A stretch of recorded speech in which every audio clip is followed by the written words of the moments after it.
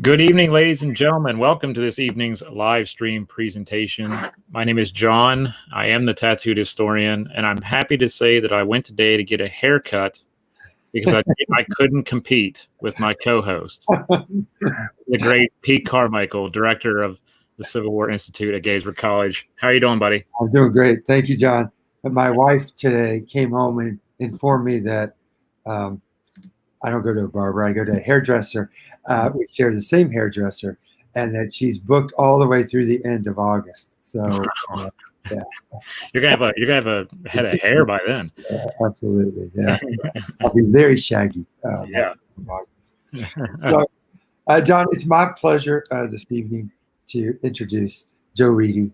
We're going to be talking about Joe's most recent book, The Illusions of Emancipation. And as our viewers know, the University of North Carolina Press has been gracious enough to give our viewers a 40% discount, and there, in fact, is the discount code. I'll show this book a number of other times as well. This is a UNC book. It is published as part of the Littlefield series. The Littlefield series is actually done with UNC Press and the University of Texas. It is a series that's devoted to some of the big questions or topics in the American Civil War era. And the books are intended to offer new interpretations, which Joe has done for us, while also providing a synthesis of the field. So, hard to imagine a topic from the Civil War era that has more relevance to what we are seeing across the country in the last 2.5 to 3 weeks.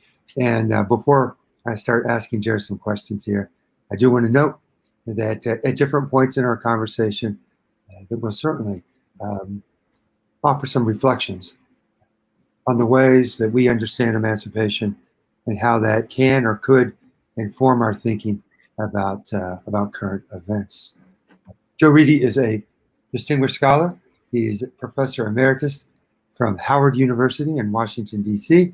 Of course, many of our viewers have some familiarity with the institution. Certainly, some know the institution was named after, of course, the Union General O.O. Howard. Joe, again, has spent much of his career there, but he also spent a significant amount of time contributing as an editor to the Freedom Project. The Freedom Project, as we've talked about on this show before, is 4 volumes. Is that correct, Joe? Actually, it's 6 now. 6 now. And growing. And growing. 6 volumes. I have the Black Military Experience. That's the volume that I'm holding now. And again, Joe can correct me if I am wrong about this, but the documents in the Freedom series are almost entirely from the National Archives. Is that correct? Correct. That's right. Correct. And for those of our loyal followers, they know from Jim Downs, who spoke about this series. He talked about the documents that are from the Freedmen's Bureau. Jim did a fantastic piece about how we might think about and interpret the documents in this series. And as we talked about with Jim, and we'll talk about this evening as well, historians for so long were frustrated because they believed they couldn't really hear the voice of enslaved people, especially during that transition when they became free people. Thanks to this absolutely path-breaking, essential series on emancipation and Reconstruction, we now have ample sources that come directly from freed people. I should also note, I'm going to look at my notes here, 1994, Joe and his co-editors received the very distinguished prize, the Lincoln Prize, co-sponsored by Gilder and Lehrman Institute and Gettysburg College. So another congratulations for receiving that distinguished award. Thank you. I want to note before I again ask Joe his first question, I should have mentioned about Illusions of Emancipation. It has received a prize, a coveted prize in the historical profession, and that's the Bancroft Prize. So you still must be glowing from that, right, Joe? Absolutely. I will be forever. Absolutely. You should have. Maybe they haven't given you the plaque yet. That should be right behind you on the wall. Okay. Thank you. So, Joe, I was reading the acknowledgments of Illusions of Emancipation. And in the acknowledgments, you said, this book, it was something you thought about doing. You started, and then you went over to the project, working on these documents. And so you had a little bit of a hiatus. And maybe it was a hiatus of how many years? 10 years plus? Yeah, quite a while. Yeah. But, as you're delving deep into all these incredible primary sources that have been really kind of untapped, can you help us understand that how did your time with the project, how did that start to shape your thinking, shape the questions that got you going on what became Illusions of Emancipation? All right. Thank you, Pete. I'll be happy to answer that question. And let me thank you and John again for your very gracious invitation for me to share some time with you and your friends this evening. It's been a long time in the making, as you suggested, and it began out of this notion that the Civil War meant a tremendous amount to African American people as well as to all Americans in ways that we probably didn't understand. So there was still quite a bit of, shall we say, popular understanding in the 1970s, the time when all of this stuff began to brew in my mind. And when I began to work with Ira Berlin and Leslie Rowland on the Freedom Project, that emancipation was a kind of an event. And many people associated it with Abraham Lincoln's Emancipation Proclamation. And those who didn't associate it necessarily with the Proclamation might have associated it with the 13th Amendment to the U.S. Constitution, which, as we know, outlawed slavery. So there was an understanding of emancipation as either a static process that was punctuated by certain events, often authored by great men, either Abraham Lincoln himself or by the Congress that ultimately drafted the 13th Amendment, and that it proceeded in a kind of a linear fashion. So part of the work that we undertook with the Freedmen and Southern Society Project was just to dig into that, and especially to take advantage of what we knew to be the vast storehouse of untapped primary source material that was at the National Archives. You mentioned the Freedmen's Bureau papers, and that's obviously a starting point for anybody who's interested in this topic. But as it turns out, the military records of the United States Army commands during the Civil War also contain tremendous amounts of material relating to the experience of Black people, both enslaved and those who were becoming free and those who were free. And so we were able then to tap into that material. And in fact, with a sort of a sole focus on sources that were at the National Archives, to retell the story of emancipation. So that's what we set out to do. And in the course of doing that, I think pretty early on, we succeeded in establishing a new way of looking at emancipation, one that wasn't rooted necessarily to these great events authored by singular political leaders, but it was more of a process. Yeah.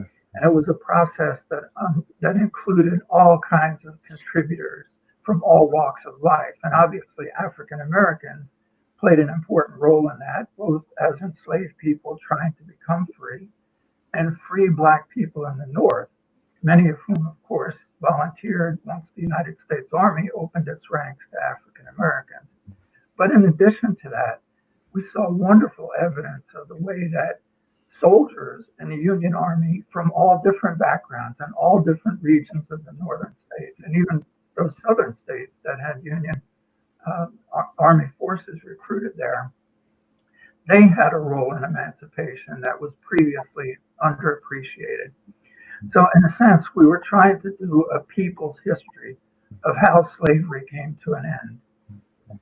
So that's the backdrop of how the work of the project then began to broaden even, the view that I took about what emancipation was all about, to make it much more comprehensive, much more inclusive, much more finely layered, with people from enslaved Southerners through white Northern soldiers recruited in, say, the upper Midwest or New England, through the commanders of Union Army regiments, up through the politicians and the president, who we normally associate with emancipation.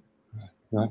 It's hard to imagine what a typical day at the project must have been, and how hard it must have been to actually get anything done, because you find this document, you're probably so excited, and hey, wait, there's Barbara Fields. Barbara, I got to read this to you, and then no, I need to read this to you. So, what was that like? Were you all just sort of just buzzing with energy all the time, because you're discovering all these incredible gems, right? Right. So there was that phase of it when we were doing the research at the National Archives. Now, this was at a time when we were permitted to have access to the shelves, so we could get into the stacks of the National Archives. Wow. And all of that came to an end by the late 1970s. But in any case, we got 2 or 3 years of good research in at the National Archives in the shelves. And we had as our guide the marvelous and still not fully appreciated Dr. Sara Dunlap Jackson, who was an archivist who worked in the old military records. Now, this was a woman who graduated from South Carolina State University in 1942, I think. And she decided to come to Washington to work for the national government. And she was hired at the National Archives. Now, at that time, the classification system required that African-American employees at the National Archives be classified essentially as custodial workers. Jesus. But Sara Jackson, over the years, managed to learn about the records.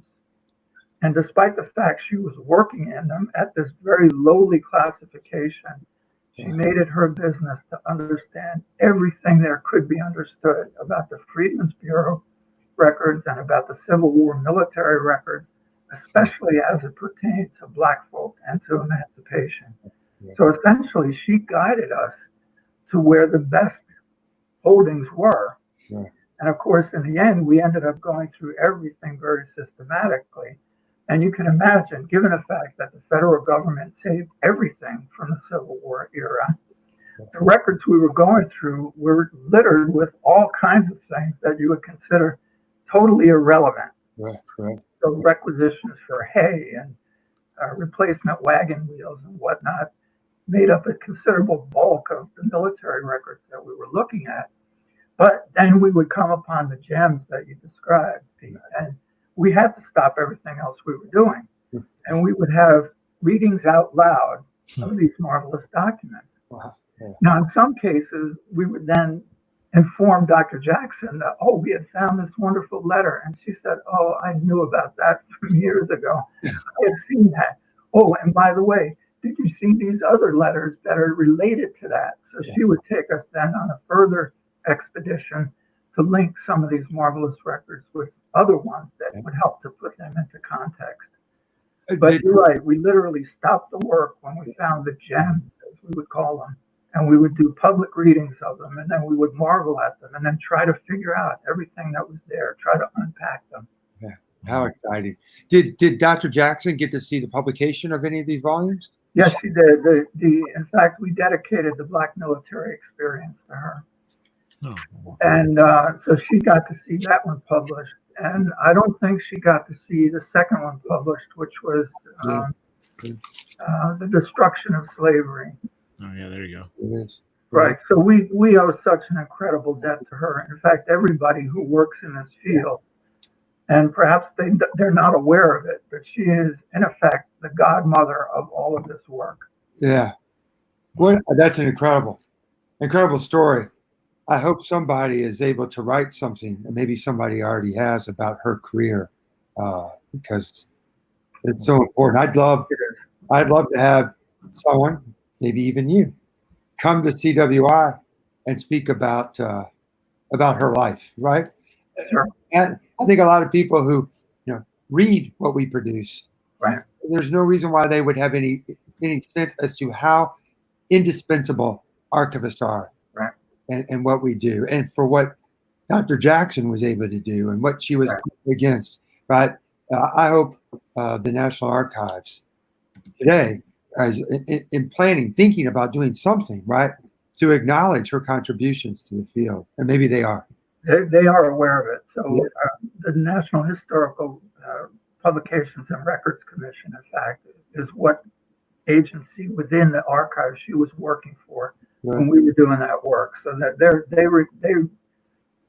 recall her memory very vividly with the Well, I don't know if you know Trevor Plante. Trevor Plante's at the National Archives and works, and I don't want to give his title because I'll probably give the wrong title, but he, in essence, overseeing a lot of the military history records. And he, in fact, we were going to invite him to come to CWI to speak about the gems of the National Archives. And I'm going to ask him if he's familiar. I'm sure he must be familiar with Dr. Jackson's work, to say something about her, because this is, what a tribute to a career, right? It's really quite remarkable. Right. Joe, John has a very famous woodcut from Harper's Weekly that's in your book as well. And I'd like to show it. And here's my question for you, Joe. I show this to my students, right?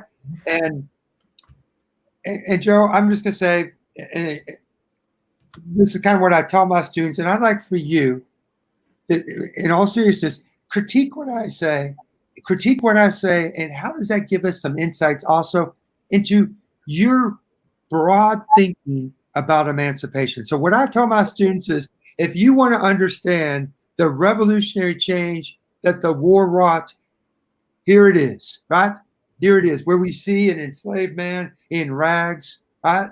And then we see that when his coat and shirt are taken off, the physical whipping that he was subjected to, right? You can see the pain, the torture, the violence, right? It is part of his body, the disposability of Black bodies. There it is.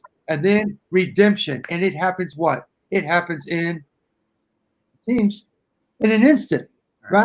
As soon as that man puts a blue suit on, that man is now a fighter for freedom, and he is a man who is recognized as, in essence, a citizen of the United States. So, how is that assessment? Does that need some tweaking, some refinement in light of your findings of your book? All right, let me refine it a little bit. I think the overall take that you have just described on these images is correct.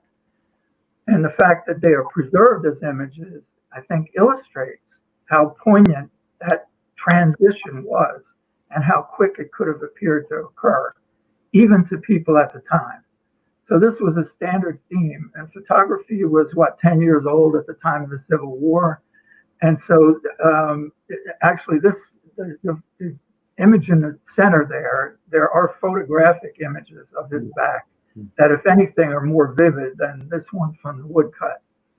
But the point that I'm making is people understood that photographs could tell a story, and they told stories very deliberately. And so one of the themes was this rapid transformation from slavery to freedom. And in this case, from a man who had been brutalized in slavery to a proud soldier of the United States Army. So that was a reality. And the men who escaped from slavery and took on the uniform of the United States, they felt it within them. They communicated it. They communicated it to their families. They communicated it to their officers. They communicated it to Confederates when they had the opportunity to do that they were men. They had been treated as property, whipped and abused worse than dogs, but now they were men. But here's where I would qualify it. See, part of what I was suggesting about looking at emancipation as an event was a supposition that it moved in a single direction, that it moved from slavery to freedom. And you could say that it took 4 years for that movement to occur, but in some respects, 4 years is a short amount of time.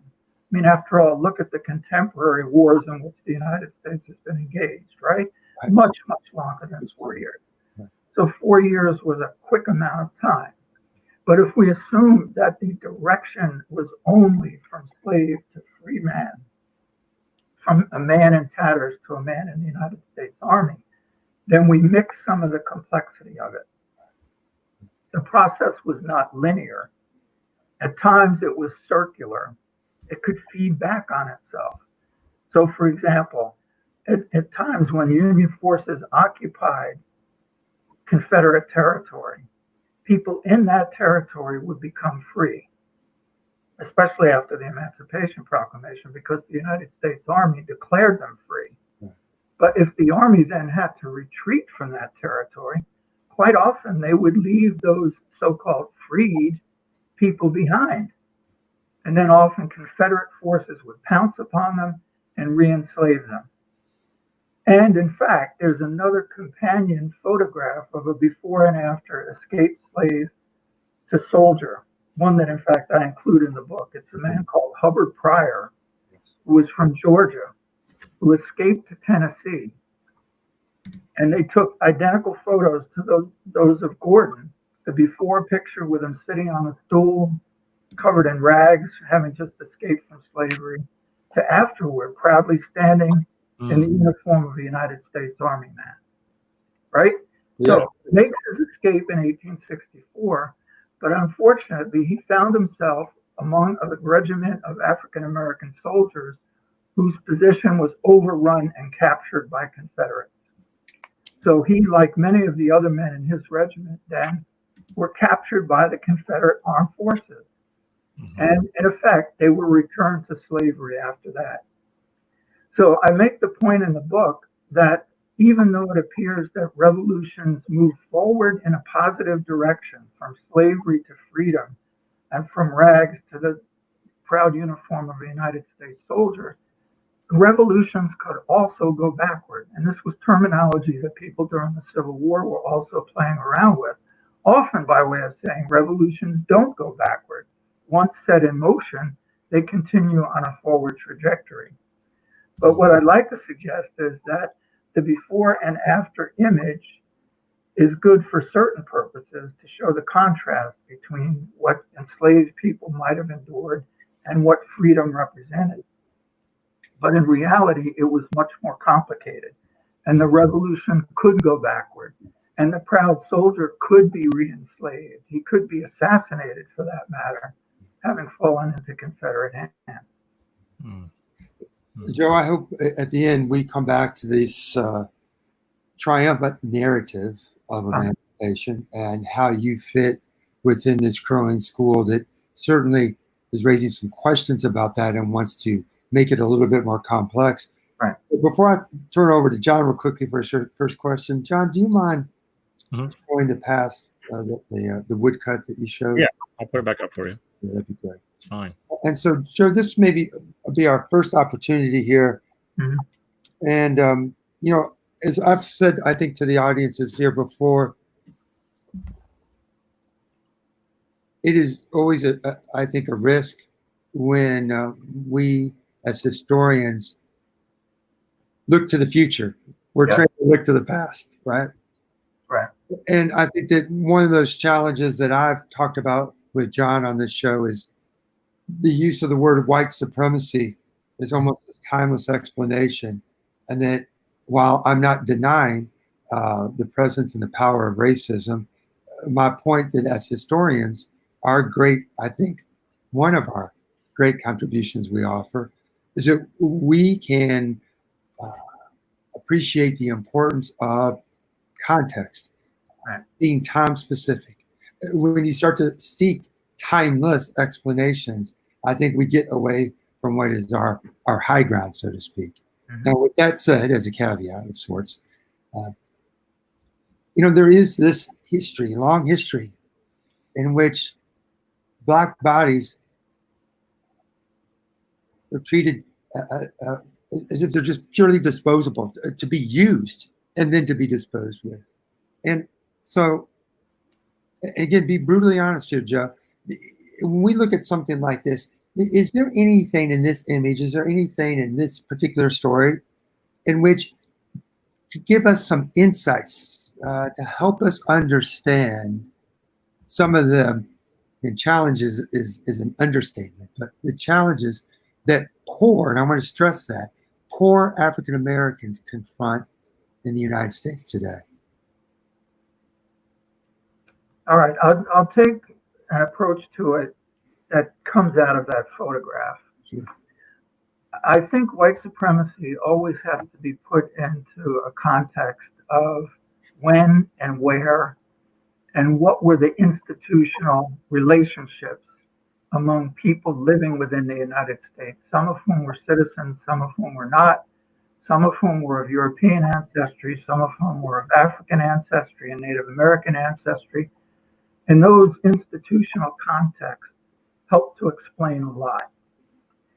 So without going into too much detail about how institutional change over the course of the Civil War affects what we see today, Right. suffice it to say that the institution of slavery permitted persons of European ancestry to flog people like Gordon to the point where his back looked like it was tatters, and then it healed that way.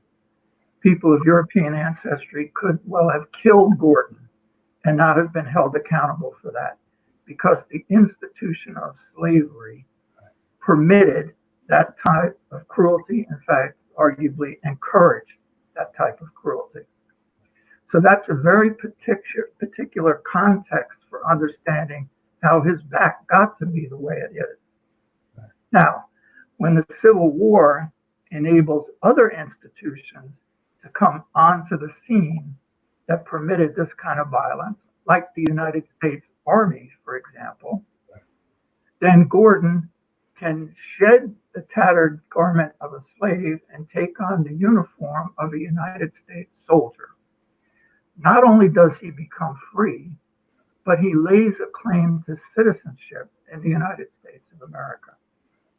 So as you know, the last section of the book, and the illusions of emancipation, I addressed various ways that people use the concept of home during the Civil War period, and especially in connection with emancipation.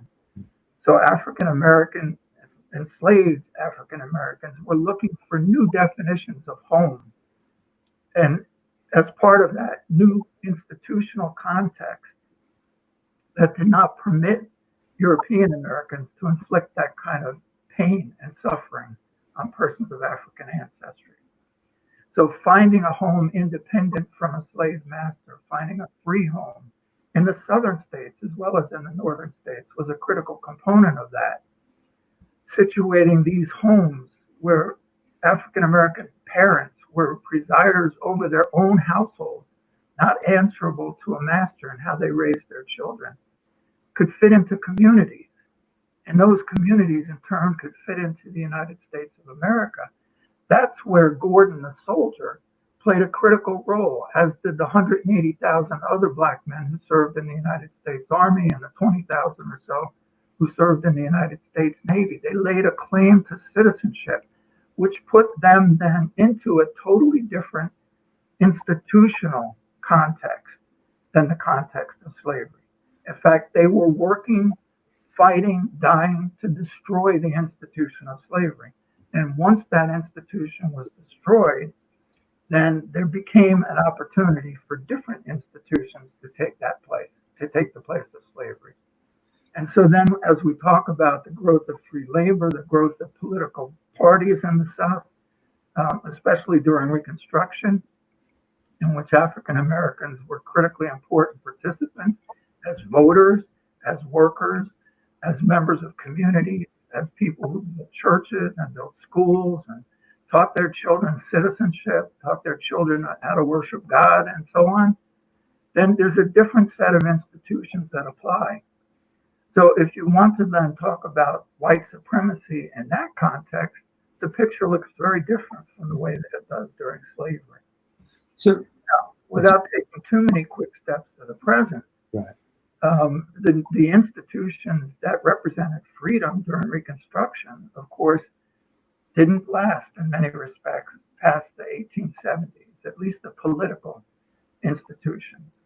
So Reconstruction was overturned, and by the end of the 19th century, a whole different regime was in place that ensconced white supremacy in the form of discriminatory laws, in terms of disfranchisement, in terms that we generally describe as Jim Crow. And that's a different context also from Reconstruction.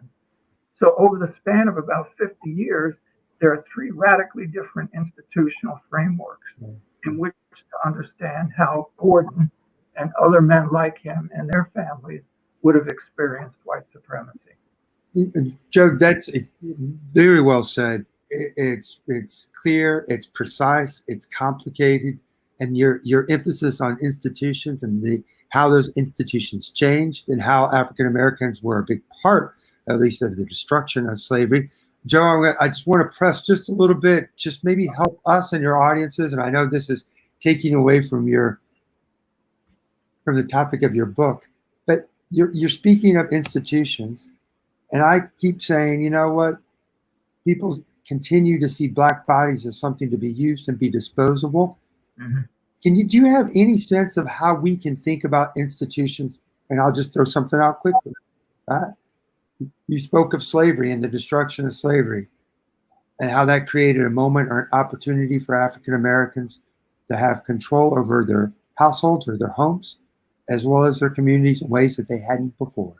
Now, today, how do we think about the institutions that are impinging upon African American lives, constraining their lives, denying them opportunities, right? What are the institutions out there, Joe, that rather than saying white supremacy, which clearly you say, okay, fine, but you got to root it within the institutions, what would you say about today, if you feel comfortable going down that road? Well, I'll go a little bit down that route, and then you can either halt me or kind of point it in a different direction. But I think the institutional contexts are critically important. And I say this in part because the institutional landscape is very complex.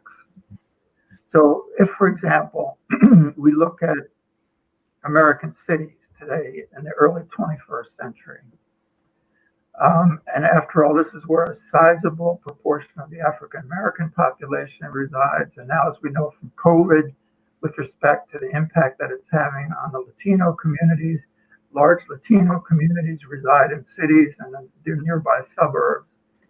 So there's an entire institutional framework there that reflects the legacy of inequality that grew out of slavery and that was attempted to be addressed to some extent during Reconstruction, but then was shut down during the period of so-called redemption and then Jim Crow.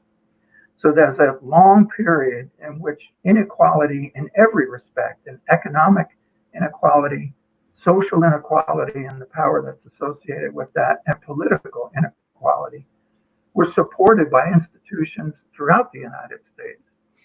And so if nothing else, there's the lingering effect of that. And let's not forget, it's only during the 1960s that the federal government began to take action to address some of those inequalities and to make federal institutions more responsive to the presence, much less the influence of African Americans. Now, more recently, African Americans, of course, have come to exert some influence over institutions outside of their own communities. So obviously, the matter of internal community institutions, such as associations of one kind or another, clubs, and voluntary associations, that legacy has been unbroken from the slavery period right down to the present. Right. But the ability of African Americans to affect political institutions, even with cities with majority Black populations, we know has been limited, in part because the vote doesn't necessarily entitle the result that would, in effect, serve those communities without the input of other constituencies. And this could either be other white citizens in a city, it could be lobbyists of one kind or another who obviously influence legislation and the exertion of power. So institutions don't function simply as a reflection of those who participate in them. So it's complicated in that sense. And so African Americans vote in the cities where the police are now brutalizing them.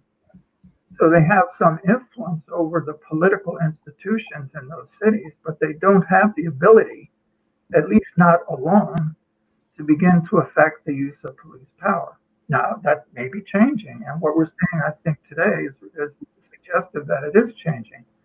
But that, too, I think, helps us to understand lessons that we can help to understand this recent phenomenon from lessons that came out of emancipation during the Civil War. So even leaving aside the history of the abolitionist movement that, of course, long predated the Civil War, the fact that African American and European Americans from the northern states combined together to use their forces to defeat the Confederacy and to overturn slavery, I think is a very important lesson for us to keep in mind. By themselves, enslaved African Americans, I don't think could have overturned slavery. But as part of an institution, namely the government of the United States, the armed forces of which were committed to destroying slavery, that was the outcome. So I think that's a lesson. So people can come together around important civic issues that cannot be, in effect, solved by segments of the population, but by unified movements across the various differences: geographic, nationality, race, income, and marvelous things can happen. Yeah, that's right. That's right. Yeah. It has been, to see, at least from my perspective, a democracy that was kind of in lethargy for so long, and these last few weeks, even if one has some misgivings about aspects of these social protest movements, I think one could probably put those misgivings aside and find a degree of reassurance of seeing people, again, like you said, various backgrounds coming together and demanding for social change. So good. That was, Joe, that was extraordinarily insightful and I think very valuable for people to hear. I don't want to romanticize this either, Pete. So it's not just a matter of, everybody joining hands and singing Kumbaya and all of that, as we know, because the opposition against such movements has always been strong. Yes. And at bottom, addressing the matter of police brutality has to be part of a bigger picture of addressing the incredibly disruptive inequalities that exist in various segments of the population. And until that is addressed, and issues such as police brutality will keep recurring. I've always been surprised, Joe, that much of this has not been rooted within deindustrialization of the 1970s and 1980s and 1980s. I'm shocked how that does not enter really the discourse, whether it be the press or whether it even be in Black Lives Matter. I mean, we're incarcerating young Black men for a drug culture that is, for them, the only really reasonable or sort of economic option or possibility. And it's because, of course, the economic foundations of those cities, they have been destroyed. And I'm shocked still that corporate America, that there have not been demands placed upon them. So but who knows? As we all know, protest movements. And here too, I think, Pete, the example of Martin Luther King Jr.'s career makes this vividly clear. So by the time of his assassination, he was committed to economic change in the United States. And in fact, the Poor People's Movement that indeed survived his assassination was getting to where he viewed the future of the movement in the United States for meaningful social change. Absolutely. Certainly access to voting rights and to more broadly civil rights was critically important, but without addressing economic inequality, then the other pieces would be subject to change, and negative change, backward change. Thomas Jackson wrote a very good book about Dr. King and his move toward what you had just described, a move toward demands for economic justice and social justice. And Michael Rennie also did a recent one too. Yeah. Okay. Yeah. I can't remember the title of Tom's book, but Thomas Jackson, like the general, I guess. I did that as well. All right, John, I'll now have to put you in the enviable position to reel me back in. I think, again, these questions are so valuable that we just have to do it. Let's try to get back here to Joe's book if we can. Oh, you're absolutely right. Those questions are valuable, and we as historians have to provide context and allow ourselves to do that, and also to listen to others who are more knowledgeable than we are in this, such as Joe is with Emancipation, and we also want to give a huge shout out to the archivists who make us who we are, apparently, and I'm always they don't get enough credit. So I want to give a lot of credit to the archivists out there and people who digitize these documents for us. It's a fantastic thing to be able to utilize them for great things. And I would like to ask Professor Reidy about time. And we've gone over this just touched on it just a little bit. And I think we need to, as Pete says, reel ourselves back into your monograph here just for a little bit. I'm guilty, as I was reading through your book, I'm guilty of being the historian who puts things in chronological order. And I'd say, okay, like the Gordon woodcut, enslaved person, and then soldier, and then I know it's not the finished portion of that story, but you tend to put in a chronological phase. Right. You talk about seasons of change. Right. And seasons of liberation or a season of destruction.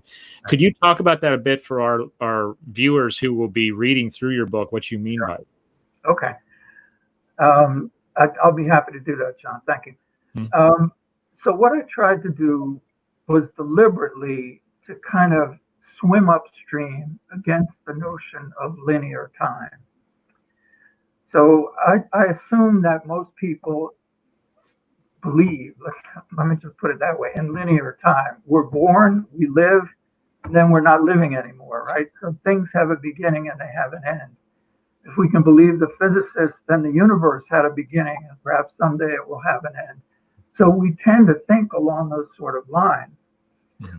But we also think in terms of cyclical time. So the seasons of the year, for example. So we're about to celebrate the longest day of the year in a couple of days. And what happens after that? The days get shorter until mid-December when it's dark at 4 o'clock in the afternoon. And then they get longer again until it's light out at 9 or 10 o'clock in the evening in the summertime. Mm-hmm. So within us, in fact, within all living organisms, there is also a notion of cyclical time. And much of it is tied into the seasons, but not all of it. But metaphorically, a lot of it is. We talk about the autumn of despair, the winter of death, the springtime of hope, and all of those kind of things. So even our language reflects this notion of seasonal time. So what I was trying to do then in terms of providing alternatives to the linear time was to figure out how seasons factored into emancipation. And to take only one example, obviously Civil War armies had campaign seasons, at least in the upper South, perhaps not so much in the deep South where the winters were not so bracing, shall we say. So they took a few months off, and as we know, the soldiers built themselves comfortable wooden cabins. They had fireplaces in them and all of that, and they knew they were in the winter season. And this was not so much a matter of taking time off, as we know. It's simply a matter of armies couldn't move on unpaved roads during the winter season of the year. The combinations of rain and ice and frost and snow and all of that simply made it impossible. So a campaign season typically launched in late January, maybe mid-February, sometime in that timeline, and then troops began to move in earnest in March and April.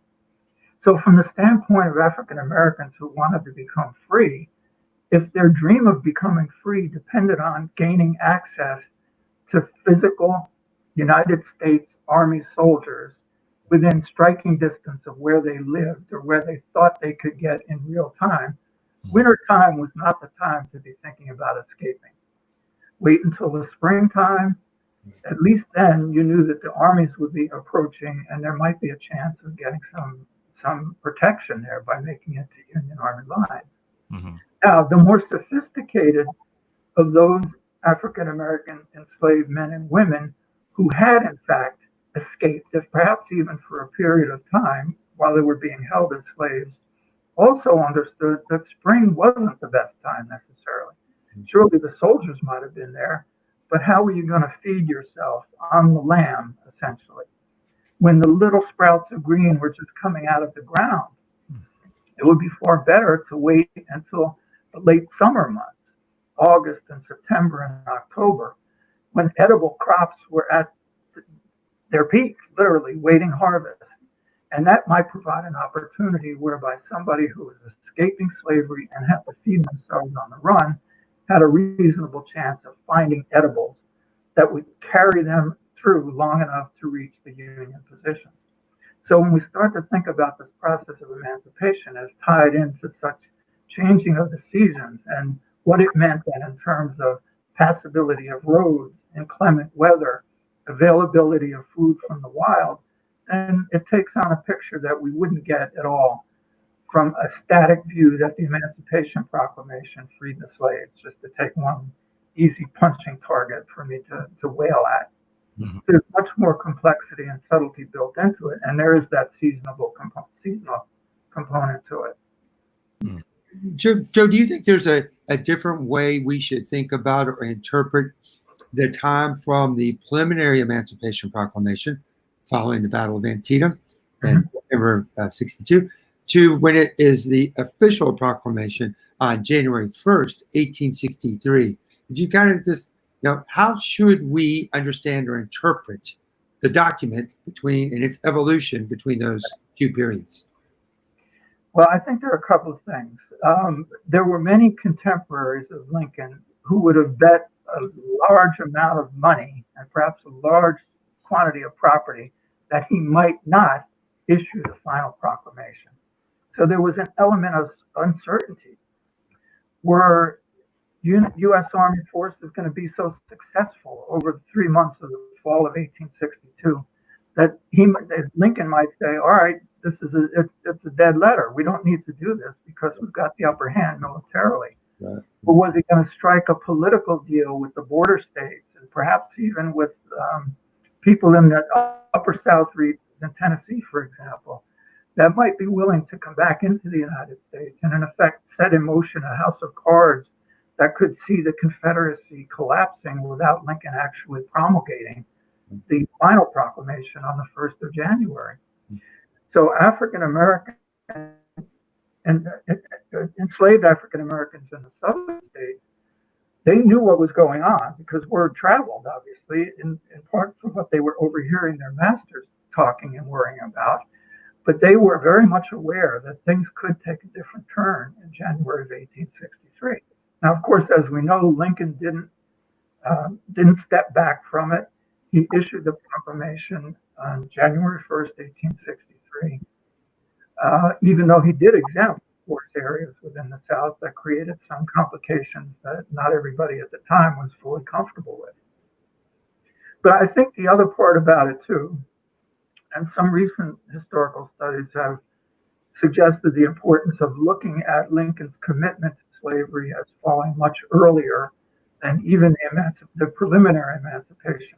His commitment to emancipation, that is, arising much earlier than the late summer of 1862 when he issued the preliminary proclamation, or January 1st, 63 when he issued the final one. And I think it's important for us to realize that there was a supposition on the part of certainly a large segment of Republicans, including Republican office holders, that the war did require a frontal assault against slavery. And then one thing, of course, that Lincoln's proclamation did was make that official United States policy, so that the armed forces of the United States then had to take efforts to destroy slavery and not simply to defeat the Confederacy by defeating Confederate armies. Do you, I'm just curious where you sort of fall in the scheme of historical thought about Lincoln and emancipation. I mean, you make it very clear in your book that to see Lincoln as a great emancipator, that he is the one that is responsible solely for the freeing of the slaves, as a very outdated white understanding of emancipation. And if you push that aside, but And so how should we, or how do you feel about Lincoln? Did he play it too politically? Was he too conservative? Was he not really transparent enough about this? I mean, what's your final judgment? Well, my final judgment is that I think his heart was always in the right place. His actions often betrayed that. And his heart was not always beating in the same pulse rate, shall we say, with that of enslaved African Americans or free African Americans.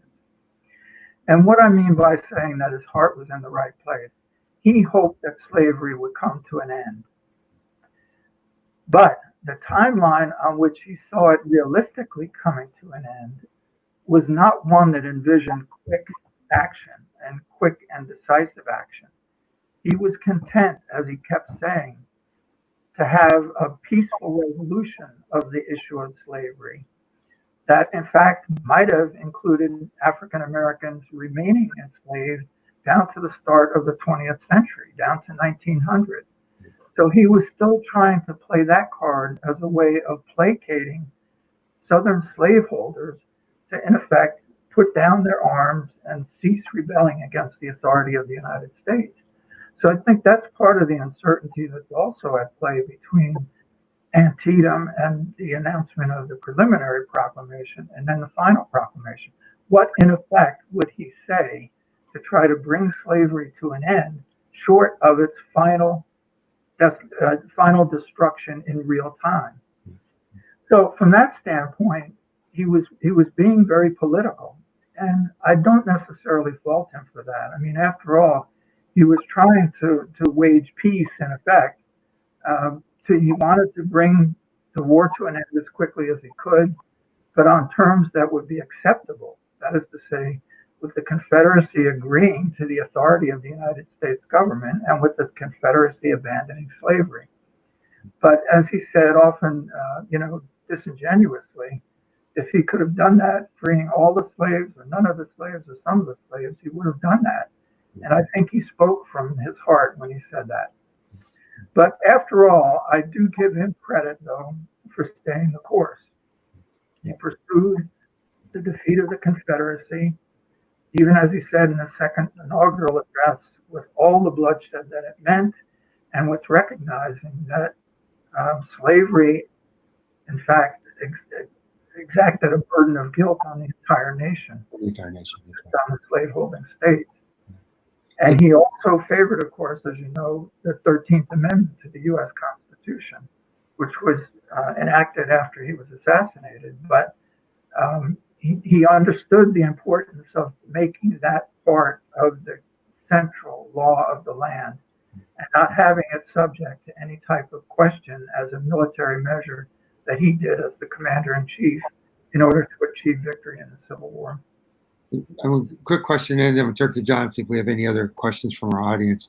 You mentioned the second inaugural, and in which Lincoln, who, countless books written about Lincoln's religious beliefs, if he had really any at all. Was he an atheist? Was he a deist? I don't want to go down that rabbit hole.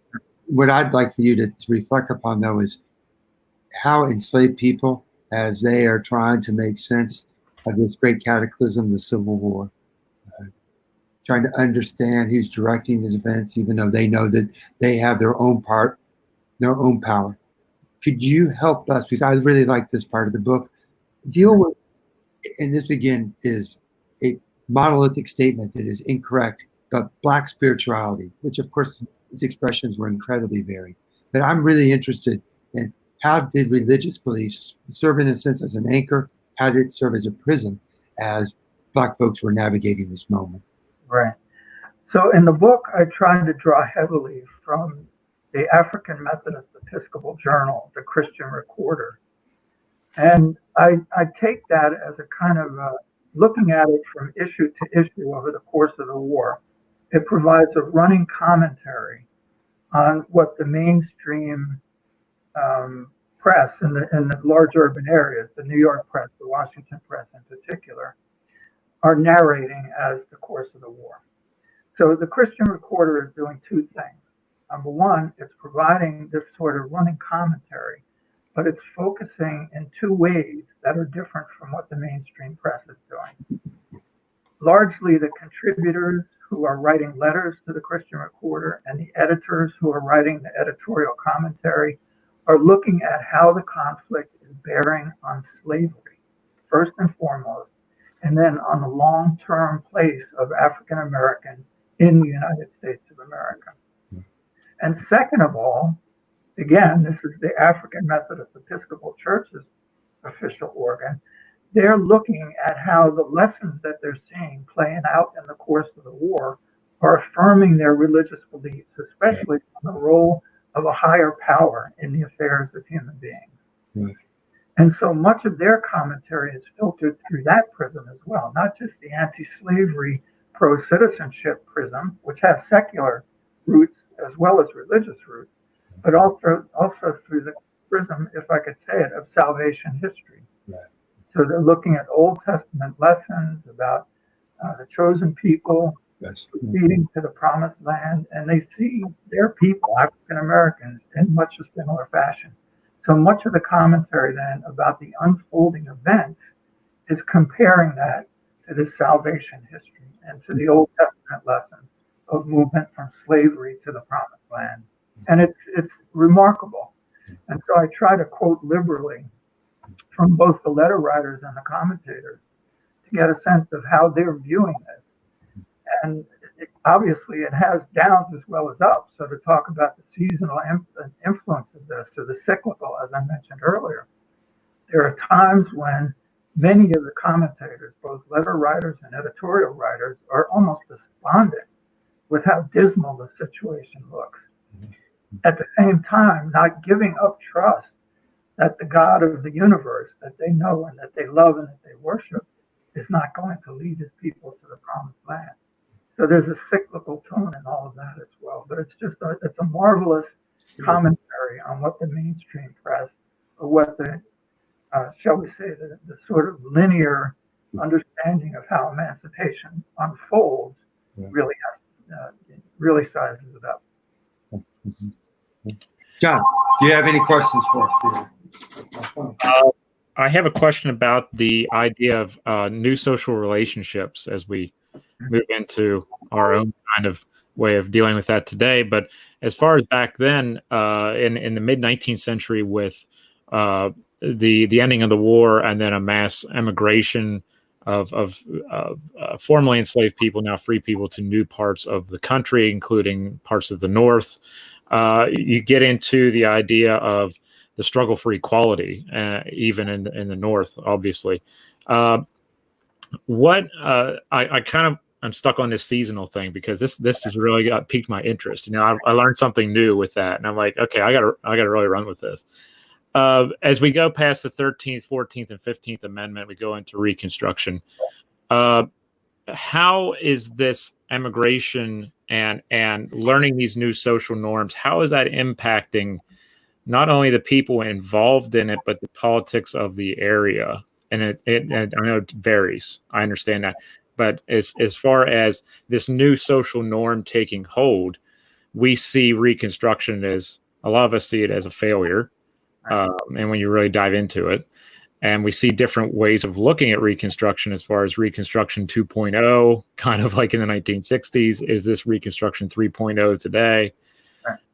What about that seasonal change involved with the mass emigration, as we had talked to previously with Jim Downs, and moving forward with that after let's say the 15th Amendment into Reconstruction? Well, I think there are a couple of pieces to this. I think the mass movement occurs later. So there is some movement of freed African Americans out of the southern former slave states to the north, but it's nowhere near in numbers or proportions as it is in the 20th century, around World War I and World War II in particular, the so-called Great Migration. Mm-hmm. There is quite a bit of movement within the South, though.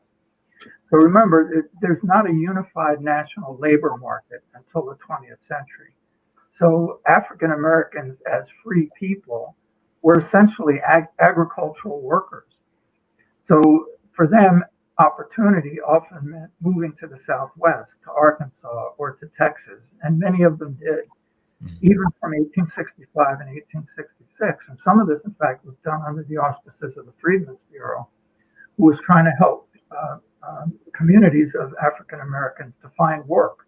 And if work was not going to be abundant enough in the area in which they had been enslaved, then there was some effort to help them move elsewhere. There was also quite a bit of movement from rural areas to cities. So southern cities, Black populations grew tremendously. In fact, much of that growth occurred during the war itself and continued afterwards.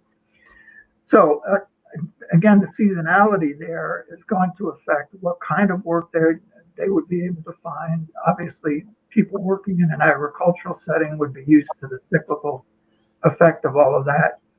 But the critical piece of where the seasonality affected the larger life, the political life in particular, during Reconstruction, has to do precisely with the grant of the suffrage to African American men, which, as you know, comes in 1867 with the Reconstruction Acts that set up military government in the former Confederate states that had not been readmitted to the United States. So African American men begin participating. And I mean, the voting turnouts during Reconstruction, as I'm sure you know, especially during the early years, were 90% plus of the African American male population that was eligible to vote. They voted. And they often voted, in effect, with their wives and families supporting them to back the Republican ticket, to back the radical ticket. And so there's a tremendous amount of excitement about everything having to do with participating in the political life of the community. Then, of course, first with the Ku Klux Klan, and then later with various schemes on the part of conservative whites, many of whom were wealthy former slaveholders and those who had made their wealth around the cotton plantation economy, especially in the Deep South states, began to devise ways to compromise that Black political influence. And ultimately, as we know, without trying to skip over too much of that subtlety and too much of the detail, they did it through violence and intimidation. So by the early 1870s, the signs of that are pretty clear throughout the former Confederate states, that former slaveholders and their allies were using force to intimidate Black men from exerting the right that had just been given to them. And so then, and at that time too, let's remember, down to 1870, Northern Black men did not have the right to vote, except for 4 states in New England. So it's only with the 15th Amendment that in 1870 that African American men throughout the northern states gained the right to vote. It doesn't mean they were not political. So they had many causes they were advocating for, not the least of which, of course, were the Black codes in places like Illinois and Ohio and the Midwestern states that restricted African American citizens in any number of ways. So there's political activity short of the suffrage. But go ahead. So I just, again, I want to just go back just a little bit what you said about the participation of African American men who were eligible to vote and who did vote, and you said it was something like 95%. Could you just, again, I'm trying to see how you align that point among many others that you make with the title of your book, Illusions of Emancipation. So how do you square that for us? Okay, so if we assume, the illusions, I'm using the word in multiple senses, of things that we think we know, yes, that really weren't, right, what shall we say, the reality on the ground. yes. But I also use it in the sense that many people alive at the Civil War used it, and that is to say aspirational. So part of the African American press for suffrage, and especially the right to vote, which of course began long before the start of the Civil War, was aspirational. They hoped to gain the vote so that they could then enjoy the full fruit of American citizenship and begin to influence the public life that affected their lives in many ways. So having the right to vote and participating in making laws and electing public officials, and maybe even serving as public officials, was aspirational for enslaved Southerners before the Civil War, and it became a reality almost overnight. Again, much like our friends Gordon and Hubbard Pryor, became a reality overnight. So in 1867, they could exercise those rights, and they did it in the tremendous numbers that I suggested. And this is also at a time, as I suggested a minute ago, when black men in the northern states could not vote. So they couldn't influence their governments and influence the passage of laws. They couldn't elect black men to public office in the northern states, yet formerly enslaved men could in the southern states. So for northern men, the vote was still aspirational, even as black southern men formerly enslaved gained the right to vote. So it wasn't such an illusion of emancipation, but it was sort of an aspirational promise of the end of slavery that still had not been realized. So then much of the political activity among free black northern men was to gain the right to vote, that their southern brothers, some of whom they had fought alongside with in regiments of the colored troops during the Civil War, had now achieved. Now, of course, with the end of Reconstruction, with the successful campaign of violence to stifle and confuse and otherwise disrupt African Americans as voters, then the aspirational pieces of the illusions of emancipation, I think, came back into play. So only a few years before, the men who were being intimidated from voting could vote. Now, it's not to say they weren't intimidated then. It's just that they had momentum on their side. There were federal troops in the former Confederate states in the early years of military Reconstruction that could help support the legitimate efforts on the part of African American men to vote. So that went away. So the aspiration of returning to those days would have affected these very same men by the middle of the 1870s. And of course, that aspiration remained that through the remainder of their lifetimes, no doubt, down into the 20th century. Wonderful, wonderful. John, I don't know if you have any questions or from any of our viewers. I think we're starting to push our time a little bit here. Yeah, we're pushing our time a little bit, and I apparently started a debate as it Reconstruction 3.0 today. So everyone's going, there's no questions. People are throwing little chats in there, which is fantastic. So go ahead. It is great. Well, let me just say one more thing about Joe's book, Illusions of Emancipation. Again, UNC Press. And I certainly think that if it's the one place you want to get introduced to this topic, this is the perfect starting point. In fact, the Littlefield series, which again, this is a part of, that was the very intent of the series. The intent was to have a volume that would be scholarly in its sort of orientation, certainly in its research, but its writing, which is beautiful. That's why Joe got the Bancroft Prize. The Bancroft Prize, right? If you write beautifully, and Joe does, that's why you get it. So this is a book that, again, is very accessible, but again, gets the complexities, which we've just heard. Joe is not quick to hard generalizations. He's always unpackaging the different layers of emancipation. And he has, we should note again, this remarkable career that's still going on. I believe Joe is working right now on African American sailors and identifying them. Is that correct? Right. He's doing that right now. And again, he's been part of the Freedom Project. I mean, again, this body of work that he keeps building upon has done so much to open up deep understandings of the lives of enslaved people as they went through the process. And that's the right word, right, Joe? The process of emancipation. I'm really eager to get you to CWI and to speak to our audiences up front and personal, so to speak, right? It'd be great to have you up here as well. And it's my pleasure. Yeah, it's such a pleasure to have you on the show. Congratulations again. Thank you for hosting me. It's been a real fun experience. I've learned a lot too. So. Man, I hope that our Facebook watchers, that they'll encourage their friends, even if they have no interest in slavery or emancipation. They need to listen to that 3 or 4 minutes in which you very carefully talked about the importance of institutions. And I think that that's so missing from our discourse today. We're so quick to throw out words that have such power and such force, but they don't quite get us to the complexities that you're pointing to. So you've done us all a great service, I think, this evening, not just in talking about the past, but you've given us a way to think about current events in a much more complex way. So I really appreciate it. Thank you. Yes, thank you very much for that. Pete, thank you for co-hosting as always. Thank you everyone for your comments. We didn't have many questions tonight. I don't think we had more than like 2, but you all are having a fantastic discussion in the comment section, which is what I love to see, and I know we as historians love to see good quality discussion about these topics.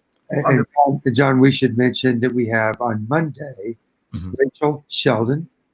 Rachel is at Penn State University.